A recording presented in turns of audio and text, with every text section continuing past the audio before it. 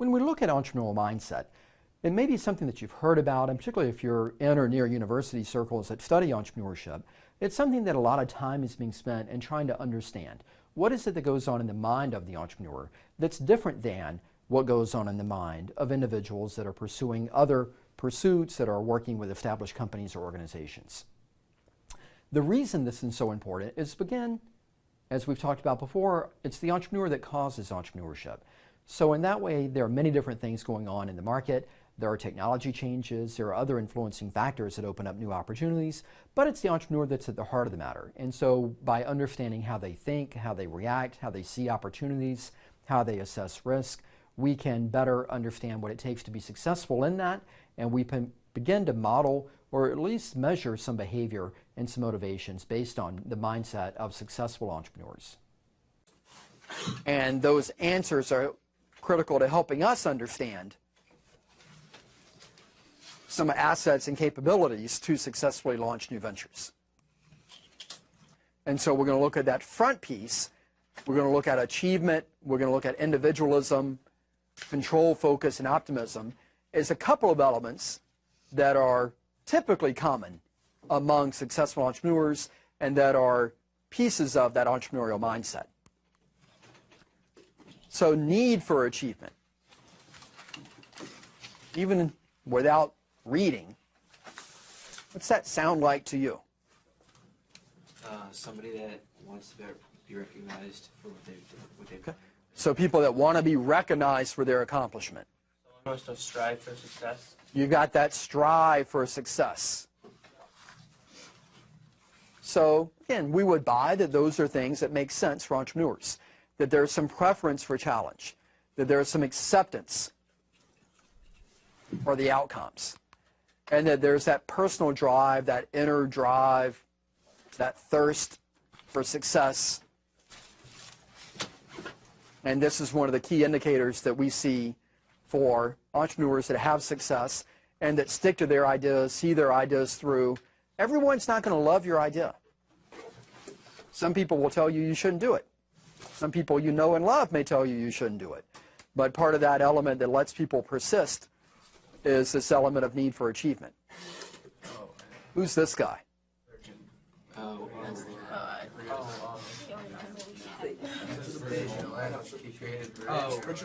Richard Branson. So who is Richard Branson? Again, by hands, who's Richard Branson?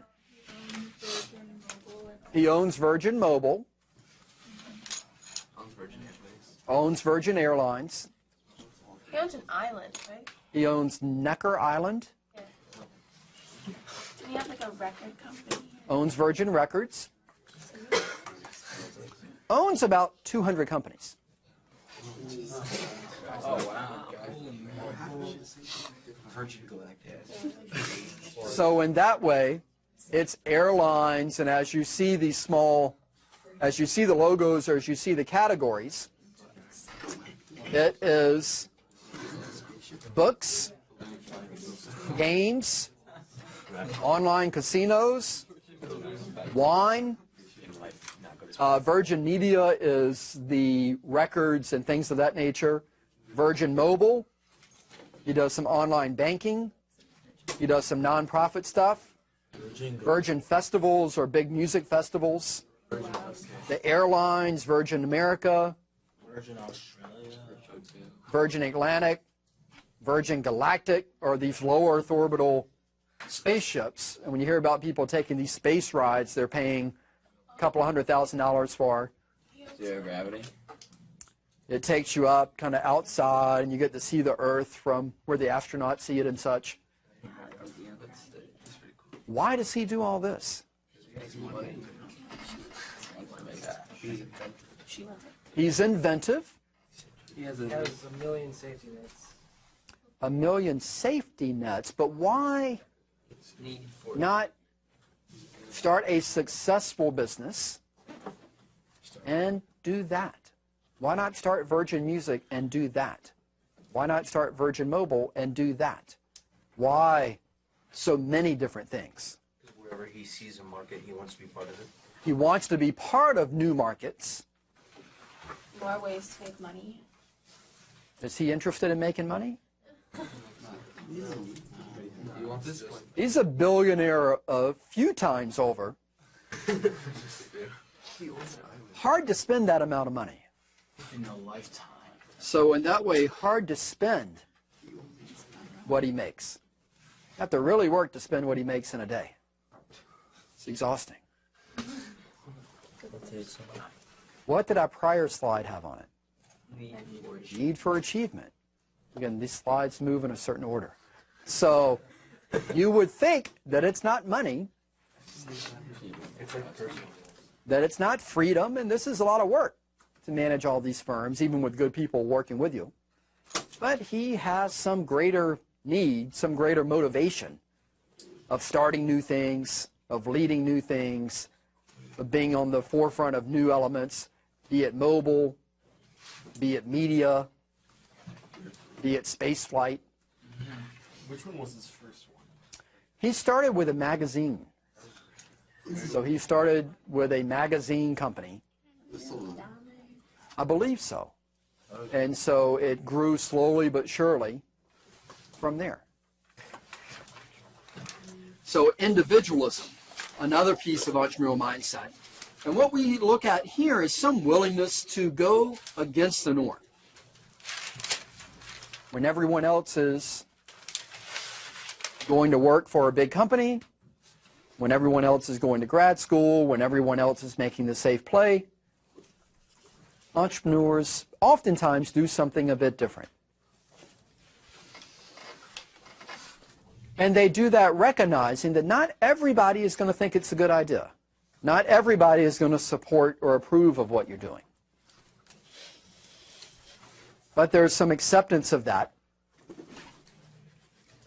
And there's some willingness to do it anyway.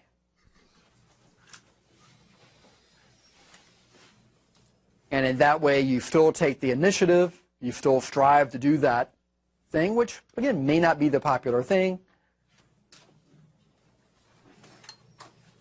And exert some level of your individual decision-making as the key driver for that.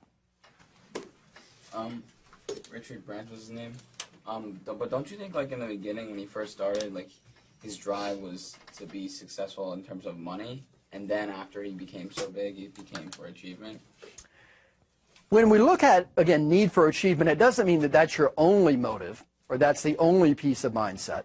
But there are probably other motives, as we've talked about before, freedom and independence and control and financial and money, that may play a role in it. I don't know a lot of entrepreneurs that say, I'd like to start a successful company and be broke. Now, they may not say, I want to make a lot of money, and that's the only thing I want to do, on average. Now, some do, so I won't say that no one does. So I would say it's a piece, but when you look at all the companies that he started, I would say money as a motivator dropped off a long time ago. Yeah. So I'm going to give you a little bit of a bio on this entrepreneur, and when you think you know who it is, throw your hand up. So he inherited a small billboard company when he was 24. Father committed suicide, and he essentially became the owner of the company. Leveraged that and the success money he made doing billboard and billboard advertising to start a television station that was on a UHF channel. Again, this is kind of pre-cable for the most part. So at this time, you had your ABC, your CBS, your NBC, and your PBS. So when I was your age, we had 4 channels. Not the 1,000 that I have now on Verizon. We had 4 channels. And you may have gotten a UHF channel or 2, and that's what WTBS was when he bought it. We'll know who it is? Ted Turner. Ted Turner. When you buy a television station, what do you need to do with your station? You need programming. You need shows. You need something to put on your TV station. So he formed a partnership and 3 years later bought the Atlanta Braves. How many games does a baseball team play in a year? 162. How many hours is a game? 3 to 4. Plus like pregame and Plus I can have a pregame show and a postgame show. And maybe they go to the playoffs. And maybe they go to the World Series. I can get a lot of content by buying a sports team on the cheap, which the Braves were in the early 80s. So what are my alternatives? What are my alternatives to buying a sports team if content is my goal? Like QVC stuff. I can do infomercials. Tough to make money doing that. News. I can do news, which he did later, but an expensive proposition. Reality TV. I can do reality TV, which he didn't invent. Others did that a bit later as a cheap way of developing content. But what we found is in its era, in its time, given what people's interests were, given also a broadcast that was local. So the WTBS was based out of Atlanta. And his market, where the majority of his station was viewed, was in the southeast region, which made sense for the team that he acquired. So again, the pieces began to line up. Wrestling in its heyday of the Ric Flair, Hulk Hogan, Mr. T, mid-80s was very popular. Set records on pay-per-view. Sold out football stadiums. Cartoons started with wrestling characters on Saturday morning. You had your Hulk Hogan lunchbox that you took to school with you. So, again, another acquisition. What else did wrestling provide him? action figures. Right back to what we talked about earlier. Advertising or Market. how are these four things connected?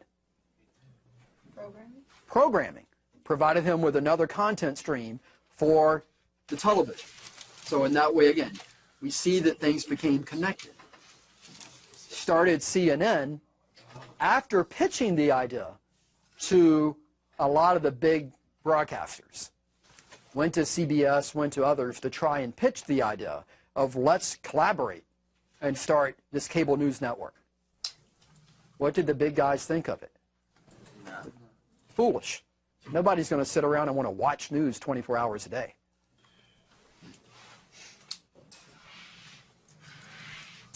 And now Turner Networks have evolved into what you see here with the TNTs and the headline news and the Turner Classic Movies, TBS, True TV. There are other Turner sports stations as well.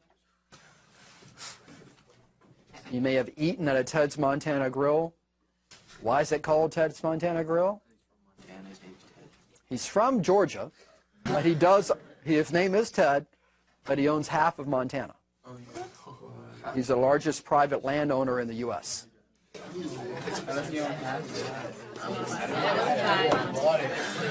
do you own nothing? You buy it. Buy some land here, you buy some land there, and in time, you get to half. Also made the largest donation to the United Nations, started the United Nations Foundation with $1 billion gift. When we look at control, there are two ways that we can perceive or think about events and outcomes. One is that we believe we have an internal locus of control, meaning that we have some level of influence, and in essence, we can play a role in kind of shaping our own destiny. Alternatively, we can have an external locus of control that's geared a bit more towards thinking about luck, circumstances, the market. Things are going to happen, they're not going to happen, and I don't have a lot of influence on it one way or the other. What do you think most entrepreneurs exhibit? Internal or external? Internal. Why internal? Because they're taking charge of their own destiny. So there's an element of, again, kind of taking charge of that own destiny. Chances are your venture is not going to work. And if you believe that, then you probably shouldn't make a run at starting the venture. But if you believe you can make it work, if you believe you can have some influence on shaping the success, if you believe you can have some control of that, then you're exhibiting that internal locus of control that most successful entrepreneurs have. And so it's being able to attribute those outcomes to yourself as opposed to others. Now, you may believe in luck. You properly could recognize that market forces can swing your way, or that the competitive environment could be friendly to new entrants. So it's not to discard those, but it's that you think you can make it happen. You think you can influence the outcomes. And if you believe that, then you're in this internal camp. So, late 90s, this is how you bought things, digitally.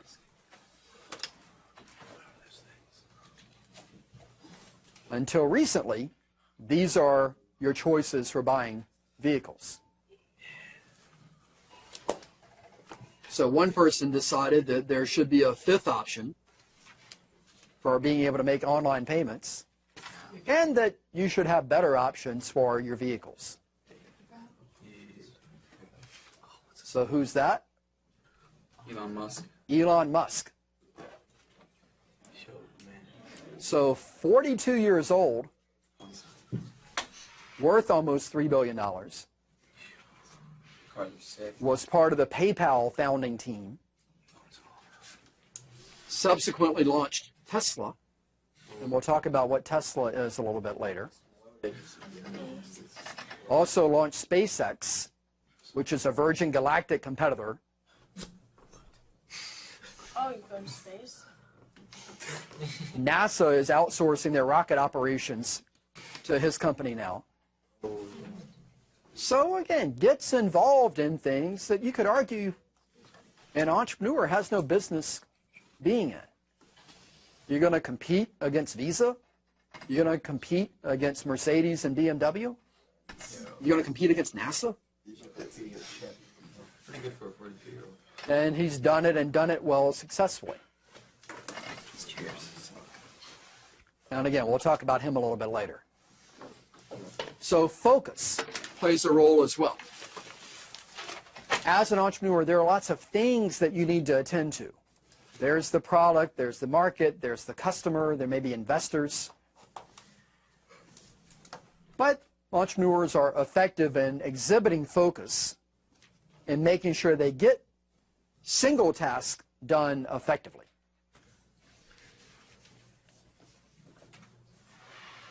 Occasionally, I meet people that are trying to start multiple companies at the same time.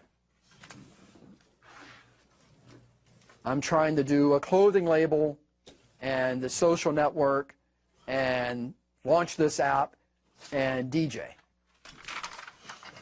What's the problem with that? You don't have enough time. You don't have time. Pursuing any one of those individually and having success is a big task. I would say you're busy but not productive, because everything is probably never going to really get the momentum. It's never going to get the snowball effect you need for it to mount to something significant. So in that way, when we look at entrepreneurs that exhibit some level of focus, they're able to see things through. And what we do to get to that are exhibit and apply different tools, and this is an approach called SMART goals that gets you beyond the point of selling a lot of shirts to the point of defining that success for you is to sell 100 shirts for $10 each by Friday. And so I think doing things like this helps you narrow your focus, helps you achieve goals, and helps you decide what not to do. And many of us have a lot of opportunities. Many of us have a lot of ideas. And a big piece of deciding what we're going to do is deciding what we're not going to do. And particularly entrepreneurs that are working by themselves, which is not uncommon, particularly in the beginning,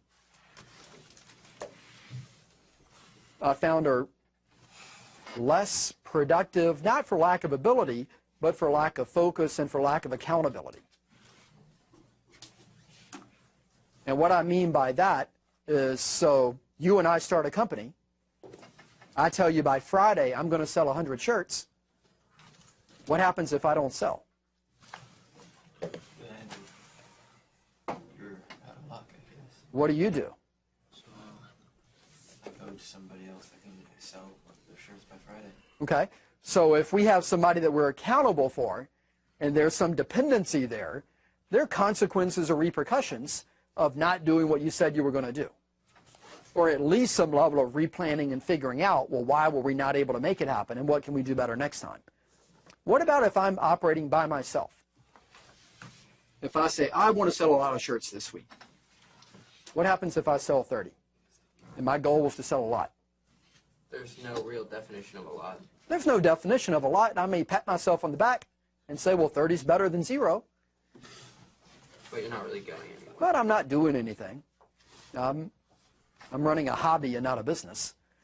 So in that way, but if I set these goals, at least it's something I'm accountable to, at least it's something I've declared as a goal, and something that I'm striving for and can measure my performance. And then the last element we're going to talk about in mindset is optimism. And with optimism, there are a couple of elements to consider here. Do we like optimism? Is it a good thing? To some extent. Feels good. Feels like a positive. And if we're not optimistic about our venture, it's going to be hard to get others excited. If you're presenting to some investors, if you're trying to get a bank loan, and say, well, I think it's a good idea, but I really don't know. It's probably going to fail. I'm not real sure. Competition's hard. You don't deserve their money, even if they're going to give it to you, but you're probably not going to get it. If you're trying to talk to somebody about joining your company, and you come in with kind of some half-hearted pitch, they're probably not going to be that excited about joining you. So again, we want to be optimistic, if not for ourselves, for others. But there's some element of being able to moderate that, of recognizing objectively that we want to think about changing markets. We want to think about being data-driven. We want to think about validating and verifying some of those assumptions. In summary, as you think about entrepreneurial mindset, there are 5 questions that we would invite you to consider. One is, what role does need for achievement play in your decisions? Secondly, how does individualism influence your decision making? Do you have an internal or an external locus of control? Are you effectively able to focus? And can you be optimistic while also mitigating these risks of overconfidence? And so as you think about yourself, as you think about how to analyze and pursue your own mindset, these are 5 guiding questions that can be used to do that effectively.